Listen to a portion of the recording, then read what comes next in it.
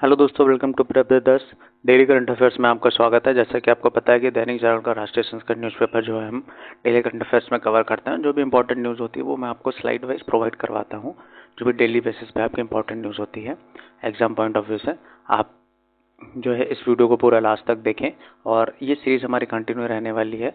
तो आज जो न्यूज़पेपर हम कवर कर रहे हैं वो 3 तारीख का है। क्या क्या इंपॉर्टेंट न्यूज़ हैं उसको हम एक रिकैप में देखते हैं, फिर आगे हम इसके बारे में डिस्कशन करेंगे।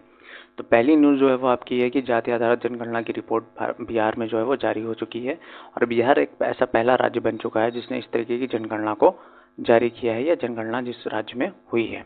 आगे हम बात करते हैं जैसा कि एशियन गेम्स आपके चाइना झांगझू में चल रहे हैं, तो उससे रिलेटेड क्या क्या पदक भारत ने आगे जीते हैं और क्या उपलब्धियां हासिल की हैं उस बारे में हम बात करेंगे। नेक्स्ट आपकी है WTO के सर्वश्रेष्ठ 18 गांवों में भारत का कोई भी गांव शामिल नहीं है, तो उसके बारे में थोड़ा सा जानेंगे। जंगल की सुरक्षा के साथ आर्थिकी भी संभालते हैं गजराज, मतलब कि यहाँ पे एक रिपोर्ट निकली है आपकी, कार्बेट और राजाजी रिजर्व में सेवाएं दे रहे हैं 53 हाथी। तो ये जो वन्य प्राणी सप्ताह था तो उसके बारे में थोड़ी सी रिपोर्ट निकली है। यहाँ से जो इम्पोर्टेंट न्यूज़ बनेगी वो हम बताएंगे कि आपके लिए यहाँ से क्या इम्पोर्टेंट हो सकता है, क्यों मैंने इसको कवर किया है। आगे नेक्स्ट जो आपकी इम्पोर्टेंट न्यूज़ है कि कोरोना रोधी जो वैक्सीन बनाने वाले थे तो उन 2 वैज्ञानिकों को नोबेल पुरस्कार दिया गया है। तो वो कौन से 2 लोग हैं और कैसे, इनके बारे में थोड़ी सी रोचक चीज़ें जानेंगे। आगे है रोक के बावजूद ई सिगरेट की बिक्री, सरकार चिंतित। तो इस न्यूज़ से हम एक जो इम्पोर्टेंट चीज़ कवर करेंगे वो ये कवर करेंगे कि ई सिगरेट क्या है और क्या होता है ये, और क्यों सरकार इसको लेकर चिंतित है और किस तरीके की रोकथाम जो है इसको रोक करने के लिए कौन से अधिनियम का सहारा लिया जाता है। तो इस चीज़ के बारे में जानेंगे, इसीलिए मैंने इस न्यूज़ को यहाँ पे कवर किया हुआ है। ठीक है, तो आगे का देखते हैं अब हम। और वीडियो शुरू करने से पहले आपके लिए इम्पोर्टेंट डेली की तरह निर्देश कि आप पेन और कॉपी लेके बैठें। जो भी इम्पोर्टेंट चीज़ें होती हैं उनको आप नोट डाउन करते हुए चलें ताकि आपको दोबारा से रिवीजन करने में हेल्प मिल सके। वीडियो एंड तक ज़रूर देखें। ऐसा ना करें कि आप वीडियो पूरी ना देखें और आपको लगे कि हाँ ये बेकार की चीज़ें हैं, कंटेंट बेकार है। आप वीडियो को देखिए डेली बेसिस पे, आपको खुद ये धीरे धीरे एहसास होने लगेगा कि हाँ आपकी जो करंट अफेयर्स वाली जो प्रॉब्लम्स थी उनका सोल्यूशन जो है वो आपको मिल रहा है धीरे धीरे बेसिस पे। बाकी मैं मंथली करंट अफेयर भी आपको मैगजीन के थ्रू कवर करवाऊंगा, ठीक है, तो उसके बारे में हम आगे बात करेंगे। तो अभी हम शुरू करते हैं। बिहार में 63% वर्ग जो है वो पिछड़ा वर्ग है और अनुसूचित जाति 19% है। यह आपकी जाति आधारित जनगणना की रिपोर्ट में निकला है। तो जाति आधारित गणना की जो रिपोर्ट जारी की गई उसमें 13 करोड़ से अधिक जो है बिहार की जनसंख्या है और प्रदेश में अत्यंत पिछड़ा वर्ग जो है वो 36%, तो 27% है पिछड़े वर्ग की जनसंख्या। राज्य की कुल आबादी में 82% हिंदू और 18% मुस्लिम है। हिंदू सवर्णों की जनसंख्या में कमी आई है। प्रति 1000 पुरुष पर महिलाओं की संख्या 953 है। ठीक है, अब यहाँ पे एक जो आपका पिक्टोग्राफ दे रखा है इसके थ्रू हम थोड़ा सा समझने की कोशिश करते हैं। ये यहाँ पे दे रखा है, देश में जाति आधारित जनगणना करने वाला पहला राज्य बन चुका है बिहार। ठीक है, तो ये आप पॉइंट अपनी नोटबुक पे नोट करके रख लें कि देश में ऐसा पहला कौन सा राज्य है जिसमें जो जाति आधारित जनगणना कराने वाला पहला राज्य बना है, तो वो बिहार बना है। ठीक है, क्या है इस रिपोर्ट में, पिछड़ा वर्ग जो है वो आपका 27.12% है जिनकी जनसंख्या 3.54 करोड़ है। अत्यंत पिछड़े वर्ग की बात की जाए तो ये 36.01% है, जहाँ पे इनकी जो जनसंख्या है वो 4.70 करोड़ है। अनारक्षित की बात की जाए, मतलब कि अनरिजर्व कैटेगरी या जिसको सवर्ण बोल सकते हैं, तो इनकी संख्या जो है वो आपकी प्रतिशत में 15.52% है और संख्या के आधार पर बात की जाए तो ये 2 करोड़ है। अनुसूचित जाति की जो बात की जाए तो ये अनुसूचित जाति 19.65% है और संख्या जो है इनकी 2.56 करोड़ है। तो 2.83 करोड़ परिवार में हैं 215 जातियां उपजातियों के लोग। ठीक है, आबादी के अनुसार प्रमुख कौन कौन सी जातियां हैं इनके बारे में हम बात करेंगे। तो देखो आप, यादव जाति, दुसाहद, रविदास, कुशवाहा, मुसहर, ब्राह्मण, राजपूत, कुर्मी, बनिया और कायस्थ। ठीक है, तो ये प्रमुख जातियां जो है वो आपकी जाति आधारित जनगणना में इनको आधार बनाया गया है। 215 जाति में 190 की आबादी 1% से भी कम है। ये रिपोर्ट में बताया गया है कि 215 जो जातियां हैं उसमें से 190 जातियां ऐसी हैं जिनकी आबादी 1% से भी कम है। ठीक है, कौन कौन से पंथ हैं आपके, हिंदू, मुस्लिम, ईसाई, सिख, बौद्ध, जैन, अन्य धर्म को मानने वाले या कोई भी धर्म को नहीं मानने वाले, वो 2000 लोग हैं जनसंख्या में आपके। ठीक है, तो ये बेसिक सी इन्फॉर्मेशन है। बाकी डिटेल में आप इस न्यूज़पेपर की न्यूज़ को कवर कर सकते हैं और मेनली 2-3 पॉइंट थे यहाँ पे इंपॉर्टेंट, वो मैंने आपको कवर कर दिए हैं। ठीक है, ओके। चलिए आगे न्यूज़ कवर करते हैं हम। नेक्स्ट हमारी क्या है, एशियन गेम्स जैसा कि चल रहे हैं, तो एथलेटिक्स में वर्षी चांदी, टेटे मतलब कि टेबल टेनिस में ऐतिहासिक कांस्य जो इन्होंने जीता है। तो महिलाओं की 3000 मीटर स्टेपल चेंज में रजत पदक विजेता पारुल और कांस्य पदक हासिल करने वाली प्रीति हैं। लंबी कूद में रजत पदक जो है भारत की झोली में डालने वाली सोजन इदापिल्ली इन्होंने जीता है। 7 पदक जीते भारत ने सोमवार को झांगसू में, जिसमें 3 रजत पदक हैं। 60 पदक हो गए हैं भारत के नाम और एशियाई खेलों में अब तक। ठीक है, अब तक टोटल भारत ने 60 पदक जो है वो कर लिए हैं और टारगेट जो है वो इन्होंने कितना रखा है, 100 पदक का मिनिमम जीतने का रखा हुआ है। ठीक है, एशियाई खेलों में सोमवार को एथलीटों ने 7 पदक अपने नाम किए हैं। एथलेटिक्स में अपने भारतीयों ने शानदार प्रदर्शन जारी करते हुए 3 रजत व 1 कांस्य पदक जीता। टेबल टेनिस में सुथार्थी मुखर्जी व आयहियाका मुखर्जी की जोड़ी ने ऐतिहासिक कांस्य पदक जीता है। भारतीय स्केटर्स ने शानदार प्रदर्शन करते हुए 2 कांस्य पदक अपने नाम कर लिए हैं। झांगसू में भारत के नाम कुल 60 पदक हो गए हैं। एशियाई खेलों में भारत का सर्वश्रेष्ठ प्रदर्शन 2018 जकार्ता खेलों में था, जब खिलाड़ियों ने 16 स्वर्ण पदक समेत 17 पदक जीते थे। ठीक है, यहाँ पे कुछ इंपॉर्टेंट चीज़ें हैं, ये आप पॉइंट वाइज अपने नोटबुक में नोट कर लेंगे। महिलाओं की 3000 मीटर में 3000 स्टीपल चेंज में पारुल को रजत पदक और प्रीति को मिला है कांस्य। 4 गुना 400 मीटर मिक्स्ड रिले में भारतीय की टीम को मिला है रजत पदक। रोलर स्केटिंग टीम रिले स्पर्धा में भारत की पुरुष व महिला टीम ने दिलाए हैं कांस्य पदक। लंबी कूद में ऐसी सोजन इदापिल्ली ने दिलाई है चांदी और शैली सिंह 5वें स्थान पर रही हैं। टेबल टेनिस में सुतीर्था और अहिका मुखर्जी ने सेफा में हारी है कांस्य से, करना पड़ा संतोष। मतलब आप ये डायरेक्ट लिख लेंगे, कांस्य पदक इनको मिला हुआ है। भारतीय पुरुष हॉकी टीम ने बांग्लादेश को 12-0 से हराकर सेमीफाइनल में जगह बनाई है। इसके बारे में थोड़ा सा डिटेल में और देखते हैं हम। तो ये आपका एशियाई खेलों से ऊपर है। यहाँ पे हम सबसे पहले देख लेंगे यहाँ की पदक तालिका कि भारत जो है आपका अभी भी किस नंबर पर बना हुआ है। तो आपका भारत जो है वो 4थे नंबर पर बना हुआ है। पदकों की संख्या की बात करें तो भारत के 60 पदक हो चुके हैं। नंबर 1 पर चाइना अभी भी चल रहा है 269 पदकों के साथ। नंबर 2 पे जापान है, नंबर 3 पे दक्षिण कोरिया है, नंबर 4 पे भारत है। ठीक है, इनके बारे में हम बता ही चुके हैं। सुतार्था अहिका ने जो है आपका टेबल टेनिस में पदक जीता है। बांग्लादेश को रौंद सेमीफाइनल में पहुंची भारतीय हॉकी टीम, इसके बारे में भी डिस्कस कर लिया है हम लोगों ने। रोलर स्केट में भारतीय का सर्वश्रेष्ठ प्रदर्शन रहा है। ये न्यूज़ आप अच्छे से PDF में आपको डाल दूंगा टेलीग्राम चैनल पे, आप जाके थोड़ा सा डिटेल में इसको पढ़ सकते हो। ठीक है, वरना वीडियो की लेंथ बहुत ज़्यादा लंबी हो जाएगी और मेरे भी एंकरिंग की तरह एकदम से पूरी न्यूज़ पढ़ना भी ठीक नहीं है। तो मैं एक शॉर्ट समरी वे में आपको बता देता हूँ कि हाँ, आज के न्यूज़पेपर से ये इंपॉर्टेंट न्यूज़ है और बेसिकली एक ओवरव्यू के हिसाब से आप क्या नोट्स बना सकते हो उसको याद रखने के लिए, आपके एग्जाम के पॉइंट ऑफ व्यू से किस तरीके की न्यूज़ बन सकती है, मैं वो चीज़ बता देता हूँ आपको। ठीक है, बाकी डिटेल में आपको पढ़ना है, बेसिकली आपको पढ़ना भी चाहिए ताकि आपकी चीज़ें दिमाग में और ज़्यादा सेट हो जाएं। ठीक है, आगे हम बात करेंगे WTO के सर्वश्रेष्ठ पार्टन गांव में भारत का एक भी शामिल नहीं है। तो इसके बारे में यहाँ पे दे रखा है। संयुक्त राष्ट्र विश्व पार्टन संगठन 2022 की सूची में 22 देशों के 32 सर्वश्रेष्ठ पार्टन गांवों को शामिल किया गया है, जिसमें भारत का एक भी गांव शामिल नहीं है। इस चिंता व्यक्त करते हुए उच्च स्तरीय संसदीय समिति ने WTO द्वारा सर्वश्रेष्ठ पार्टन गांवों की सूची में चयन के लिए नामांकित भारतीय गांवों की संख्या व सर्वश्रेष्ठ पार्टन गांवों के चयन का आधार जानना चाहा कि आपने किस बेसिस पे भारत का एक भी गांव सेलेक्ट नहीं किया है, तो आप मुझे बताइए। ठीक है, परिवहन, पर्यटन एवं संस्कृति पर राज्यसभा की स्थायी समिति द्वारा श्रेष्ठ पर्यटन का विकास शीर्ष वाली एक रिपोर्ट संसद के विशेष सत्र में जो आपकी प्रस्तुत की गई कि ये आप देखिए विशेष रिपोर्ट है। रिपोर्ट में नागालैंड के खोनोमा गांव का चयन WTO के मानदंडों को पूरा करने के लिए किया गया था। समिति ने WTO की 19 सूची में शामिल होने के बाद खोनोमा के विकास के लिए किए गए प्रयासों को जानना चाहा है कि क्या क्या विकास जो उसके करने के लिए क्या प्रयास किए गए उसके बारे में बताइए। नेक्स्ट आपकी न्यूज़ है यहाँ पे वन्य प्राणी सप्ताह से। तो ये कार्बेट और राजाजी रिजर्व में सेवाएं दे रहे हैं 23 हाथी। दोनों रिजर्व में सैलानियों की रोमांचित करता है हाथियों का दीदार।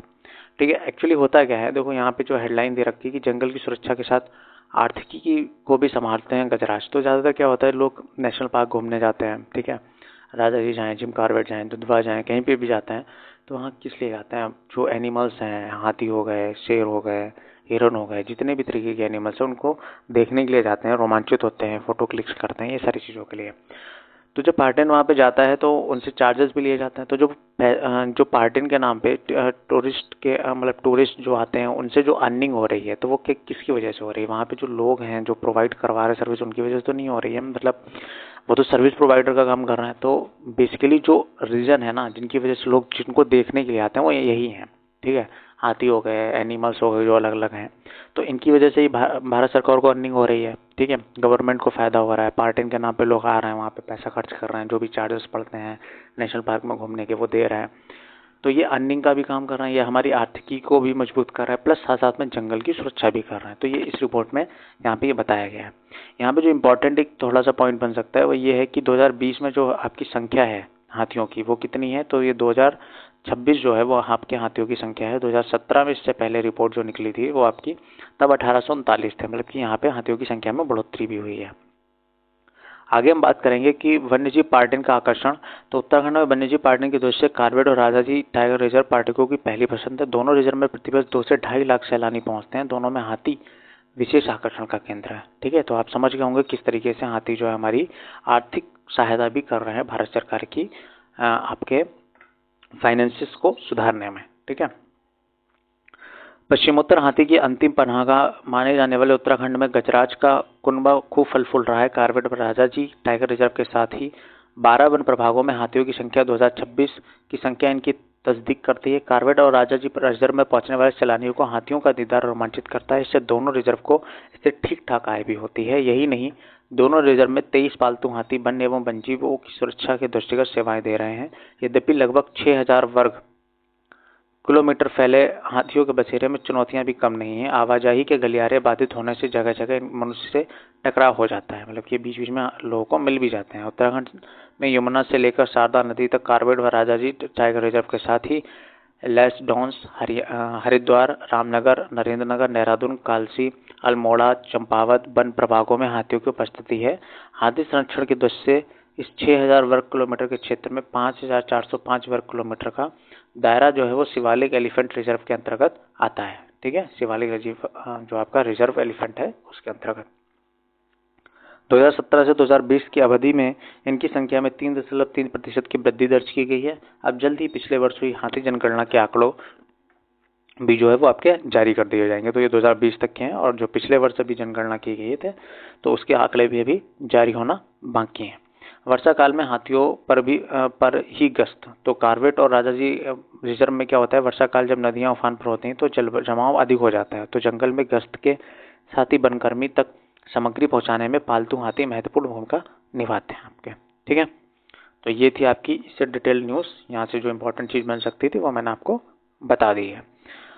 आगे आपकी न्यूज़ है, कोरोना रोधी वैक्सीन मुमकिन बनाने वाले 2 वैज्ञानिक हैं, उनको नोबेल पुरस्कार मिला है। तो इनका आप नाम यहाँ पे जान लीजिए। एक है आपकी हंगरी की कैटलिन कारिको व अमेरिका के ब्रू वाइस बैनन, ठीक है। तो इनके बारे में थोड़ी सी कहानी लिखी है, ये कहाँ पे मिले थे। तो इनको ये इनकी फोटोकॉपी कराते हुए इनकी मुलाकात हुई थी। ये जो आपको दे रखा है कि कैटलिन कारिको जो है पेंसिल्वेनिया विश्वविद्यालय में सहायक प्रोफेसर हैं और ड्रू वाइसमैन जो है वो Penn university of RNA innovation में प्रोफेसर व इसके निदेशक हैं। इन दोनों की मुलाकात महज एक संयोग से हुई थी। पिछली सदी के आखिरी दशक में अपने रिसर्च पेपर की फोटोकॉपी कराते समय दोनों पहली बार मिले थे। इस दौरान हुआ परिचय आगे चलकर वैज्ञानिक अनुसंधान में सहयोग तक पहुंचा। दोनों ने संयुक्त रूप से mRNA वैक्सीन के लिए नई तकनीकी का विकास किया और फिर चिकित्सा के लिए नोबेल पुरस्कार भी जीता है, ठीक है। तो ये बात आप समझ गए होंगे, इनके नाम आपके लिए इंपॉर्टेंट है। चिकित्सा में नोबेल पुरस्कार विनर कौन कौन है इस बार। रोक के बावजूद ई सिगरेट की बिक्री सरकार चिंतित। अब यहाँ पे आपके लिए इंपॉर्टेंट चीज़ ये है कि एक्चुअल में ई सिगरेट क्या है। तो देखो ई सिगरेट क्या है, अभी तक लोग जाके शॉप से डायरेक्ट सिगरेट खरीदते थे, ठीक है।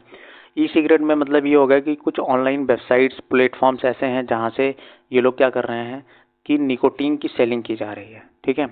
जैसे कि आप देख सकते हैं देश में इलेक्ट्रॉनिक निकोटीन डिलीवरी सिस्टम के सभी तरीकों पर प्रतिबंध लगाया है सरकार ने। तो मैं इस न्यूज़ को थोड़ा सा आपको डिटेल में पढ़ के बता देता हूँ। तो एक्चुअल में इसमें क्या है, तो ई सिगरेट या उससे संबंधित उपकरण को किसी भी रूप में रखने या इलेक्ट्रॉनिक सिगरेट रोकथाम अधिनियम 2019 का उल्लंघन होगा। तो ठीक है, एक अधिनियम बनाया गया है कि अगर आप ई सिगरेट कंज्यूम कर रहे हैं, मतलब कि आप ऑनलाइन ऑर्डर करके किसी भी चीज़ को ले रहे हैं, ठीक है, नशे वाली निकोटीन वाली चीज़ों, तो वो आपका उल्लंघन है, जो आपका अधिनियम 2019 बनाया गया था। और ई सिगरेट इसलिए दिया गया क्योंकि इलेक्ट्रॉनिकली रूप में आप उसकी हेल्प लेके, मतलब कि ऑनलाइन ऑर्डर करके, वेबसाइट में आगे या छुपा के कोई भी उसको सेल कर रहा है तो उसके बारे में है। आगे देखते हैं। सरकार इस बात से चिंतित है कि रोकथाम के कड़े प्रावधानों के बावजूद ई सिगरेट की उपलब्धता बनी हुई। स्वास्थ्य मंत्रालय ने ई सिगरेट पर रोक से संबंधित जानकारी नागरिक उड्डयन मंत्रालय के पास सितंबर में भेजी है। उम्मीद है इससे ई सिगरेट के इस्तेमाल को रोकने में मदद मिलेगी। पीईसीए पर प्रतिबंध का पीसीए में ई सिगरेट के व्यक्तिगत इस्तेमाल पर प्रतिबंध का उल्लेख नहीं है, लेकिन ई सिगरेट के उत्पादन, आयात, निर्यात और लाने ले जाने, बिक्री, वितरण और भंडारण और उसके विज्ञापन पर प्रतिबंध है।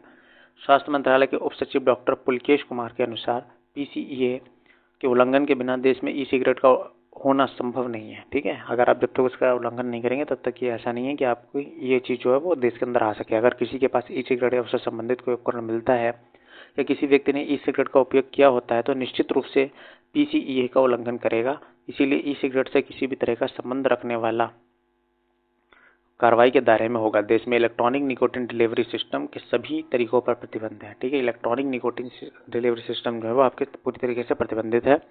स्वास्थ्य मंत्रालय ने कहा है कि अधिनियम जनहित की भावना से बनाया गया है, इसीलिए वह हर तरीके से लोगों को नुकसान से बचाता है। उन्होंने कहा कि ई सिगरेट कारोबार पर भारी अर्थदंड और कारावास के प्रावधान के बावजूद यह बाजार में उपलब्ध है।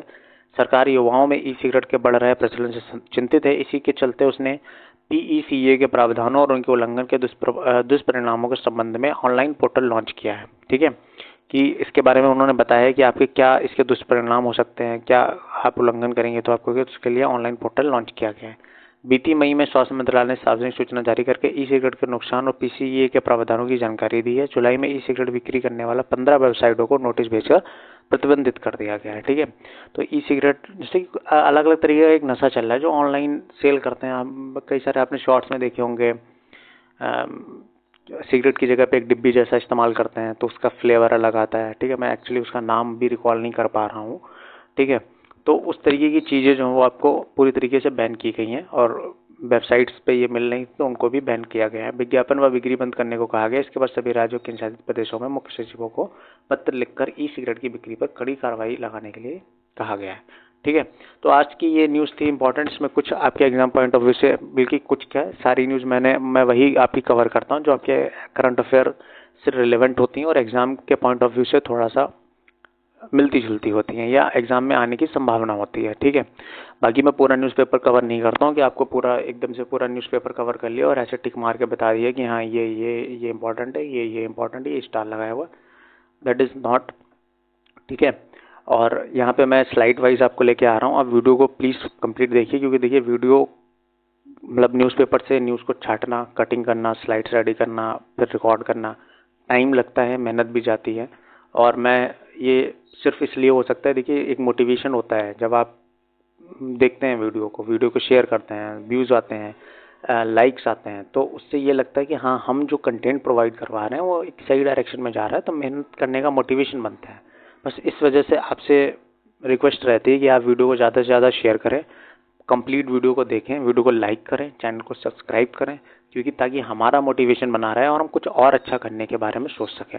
ठीक है, okay, thank you so much. और इस तरीके की सीरीज़ आपके लिए कंटिन्यू ये बनी रहेगी जिसमें डेली करंट अफेयर हम कवर करेंगे डेली। अब ये अभी स्टार्टिंग है, मैं कोशिश करूंगा कि और कुछ बेटर हम कर सकते हैं इसमें, तो मैं और कुछ बेटर करने की ट्राई करूंगा। ठीक है, साथ साथ में हम पिक्स या अगर कुछ पीपीटीज ऐड कर सकते हैं तो हम पीपीटी भी ऐड करने की कोशिश करेंगे, ताकि जो भी उससे रिलेवेंट स्टैटिक पोर्शन हो सकता था उसके बारे में, जैसे कि आज ई सिगरेट वाला था, तो मैं कोशिश करूंगा नेक्स्ट टाइम से ऐसी कोई भी न्यूज़ कवर कर रहा हूं तो मैं स्लाइड में ई सिगरेट के बारे में भी एक पीपीटी जो है वो रेडी करके आपको 2-4 पॉइंट उसके बारे में बता सकूं। ठीक है, थैंक यू। और आप वीडियो को पूरा प्लीज़ ज़रूर देखें, वीडियो को शेयर करें। Thank you so much.